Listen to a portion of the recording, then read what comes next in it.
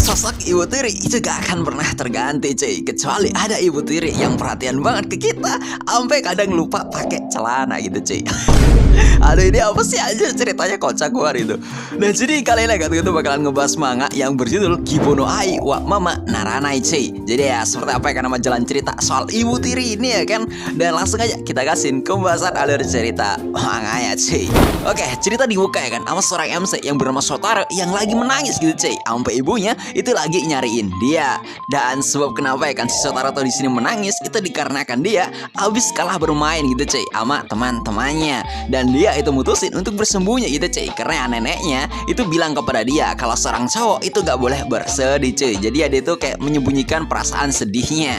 Ya melihat hal ini ya kan ibunya si Shotaro itu bilang gitu cuy, kalau ya saat si Shotaro itu kayak bersedih atau lagi kesulitan, pastikan ya kan dia itu harus tetap memanggil ibunya gitu cuy, karena ya dia itu akan selalu datang untuk si Shotaro. Nah, di sini cuy, setelah semua tadi tuh udah usai dan si Shotaro tuh kayak mau pulang sama ibunya, kita malah dikejutin gitu cuy sama sebuah tangan yang tiba-tiba aja muncul dari dalam tanah ya kan, dan narik si Shotaro dari ibunya sendiri gitu cuy. Sampai dia itu kayak dibikin kebingungan karena ternyata di sini si Shotaro itu ternyata lagi bermimpi cuy. Nah, di sini saat Shotaro tuh kayak udah terbangun dari tidurnya, seperti biasa dia itu kayak berdoa ya kan di altar ibunya, sembari kayak mengingat gitu cuy kalau ya di tanggal 11 bulan ini neneknya dia itu akan segera pulang. Dan karena neneknya itu akan pulang ya kan, si Shotaro di sini itu kayak langsung ya kan bersiap untuk beres-beres seisi rumah gitu cuy, karena ya takut kena marah, sampai dia itu kayak dikagetin gitu cuy sama suara bel di rumahnya dia. Ya di sini ya kan sangkaannya si Shotaro kalau semuanya suara bel ini itu berasal dari neneknya yang udah mau pulang gitu cuy. Tapi ya di sini tiba-tiba si Shotaro itu kayak malah dikejutin gara-gara di depannya dia ya kan, dia itu kayak malah ngelihat sosok obasan yang badak-bar gitu cuy di depan pintu rumahnya dia cuy. Ya di sini pas ditanyain ya kan dia itu kayak siapa, si tante badak ini itu kayak diem aja gitu cuy sambil bilang kalau apakah ini adalah rumahnya si Shotaro. Dan dia itu kayak bergegas gitu cuy masukin semua barangnya dia ya kan ke rumahnya si Shotaro itu cuy tanpa ngasih sebuah alasan. Dan si cewek ini tuh kayak ngasih tahu ya kan kepada si Shotaro kalau semua namanya dia adalah Shiragiko cuy, dan maksud kedatangan dia ke sini ya kan karena si Shiragiko itu udah disuruh itu cuy sama neneknya dia ya kan kalau sama dia untuk menjadi ibu tirinya si Shotaro cuy. Ya di sini Shotaro tuh kayak kaget ya kan karena gak tahu apa maksud dari cewek ini yang bilang pengen menjadi ibu tirinya. Tahu ya dia itu kayak ngeluarin sebuah surat gitu cuy yang dibuat sama neneknya si Shotaro, yang intinya ya kan neneknya si Shotaro itu kayak nggak bisa pulang untuk sementara waktu cuy. Dan sebagai ganti ya kan neneknya si Shotaro itu menyuruh si Shiragiko untuk menemani si Shotaro cuy. Ya melihat surat ini ya kan si Shotaro tuh percaya gitu kalau ya ini adalah buatan neneknya itu cuy. Tapi ya tetap aja ada sebuah kecurigaan gitu cuy dalam dirinya dia tentang sosoknya si Shiragiko. Cuman ya karena di sini dia tuh kayak telat juga, si Shotaro itu kayak langsung pergi ke sekolah gitu cuy sambil ya ngasih wanti-wanti kepada si cewek ini kalau sama dia itu kudu diem duduk manis aja di rumahnya cuy. Dan di sini kan sampainya si Shotaro tuh kayak di sekolah kayaknya gitu cuy, di sini si Shotaro itu udah dibikin capek banget sama sosoknya si Shiragiko. Sampai lah di sini si Shotaro tuh kayak mikirin gitu cuy dan bertanya-tanya ya kan, ya emang bener gitu cewek ini tuh adalah suruhan neneknya. Tapi ya sebenarnya apa itu cuy niatan dari neneknya dan siapa juga si Shiragiko. Dan pas lagi bingung gini ya kan dia malah kayak diganggu gitu cuy sama temannya yang lagi nanyain apakah si Shotaro itu lagi galau soal percintaan atau enggak cuy. Ya di sini ya kan si Shotaro itu kayak sontak mengesampingkan soal si Shiragiko yang mau jadi ibu tirinya cuy. Dan dia itu kayak malah kaget ya kan gara-gara ngelihat baju temennya itu kayak udah berlobang gitu cuy. Yang malah ya kan karena hal ini itu ngebikin dia jadi perhatian gitu cuy, gara-gara dia itu pengen ngebenerin baju temennya yang lagi berlobang. Dan malah Shotaro itu kayak disangka seperti seorang ibu gitu cuy di depan teman-temannya. Nah singkat cerita cuy, saat Shotaro itu udah pulang ke rumahnya, dia itu kayak malah balik ya kan dibikin kaget gitu cuy sama si Shiragiko karena dia itu kayak nyapa si Shotaro tanpa pakai celana gitu cuy. Walah ini gendeng banget sih kata gue, sumpah.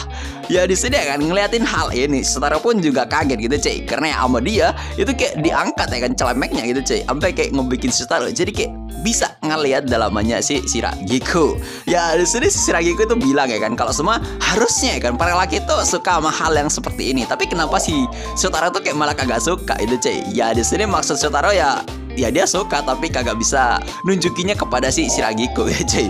Dan selain itu juga ya kan si Shiragiku itu kayak malah maksa kan kepada si Shotaro agar ya dia itu kayak mau gitu cuy melepas pakaiannya sebelum masuk ke dalam rumah. Yang gelonya ya kan sama si Shiragiku malah kayak dipaksa anjir sampai disuruh buka itu cuy, dan malah dibantuin anjir.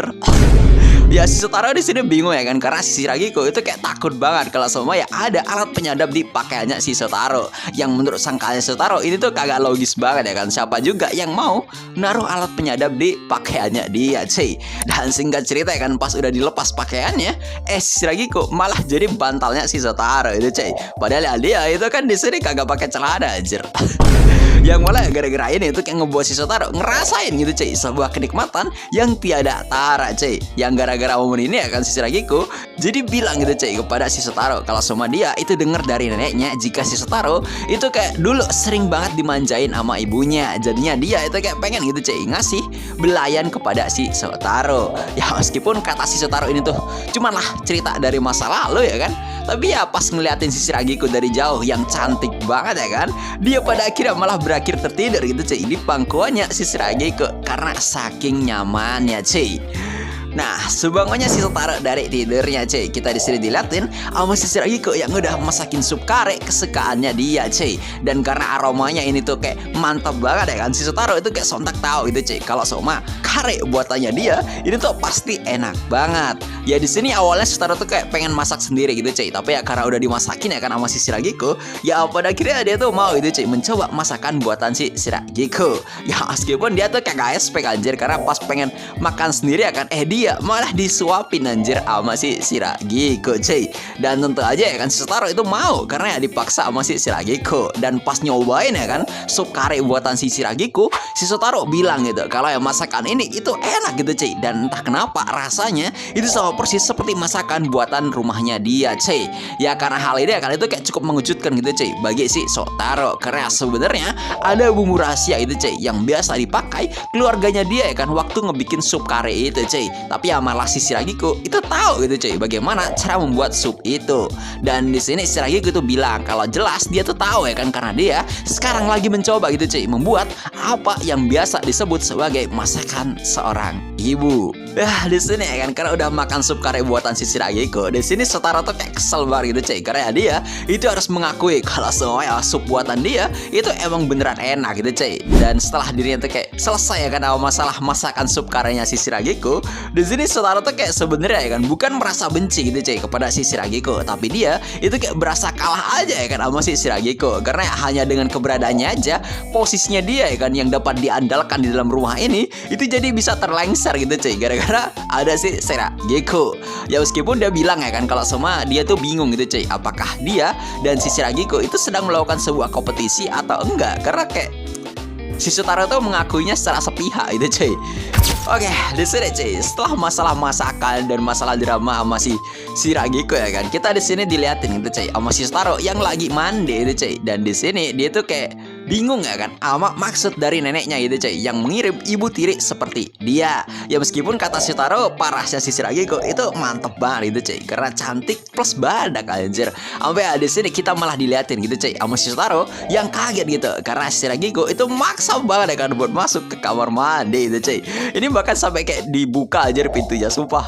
Cuman di sini kita kayak diliatin ya kan sama tubuhnya si Shiragiku yang kayak penuh bekas luka gitu cuy. Yang gua di sini juga gak tahu anjir ini bekas luka dari mana gitu. Ya di sini kan sambil kayak mendekap si Shotaro itu cuy, dia tuh bilang kalau tenaga dia itu lebih besar daripada si Shotaro. Dan si Shiragiku itu kayak ngasih tahu ya kan kalau ya lebih baik diem dan turutin aja kemauannya dia cuy. Yang ternyata kemauannya si Shiragiku di sini dia itu hanya pengen ngemandiin si Shotaro itu cuy. Wah ini sumpah bikin iri sih. Wen ya. Ya, meskipun di sini awalnya si Shotaro kayak nyaman-nyaman aja kan dimandiin sama si Shiragiku, tapi di sini gara-gara dadanya itu kayak nempel di punggungnya ya kan, itu ngebikin si Shotaro jadi kayak terbang kemana gitu cuy. Tapi pada akhirnya dia itu kayak langsung kabur keluar dari kamar mandi. Dan entah kenapa ya kan gara-gara kejadian ini kita malah diliatin gitu cuy kalau sumpama ya kan si Shiragiku itu sepertinya ada hubungan tertentu gitu cuy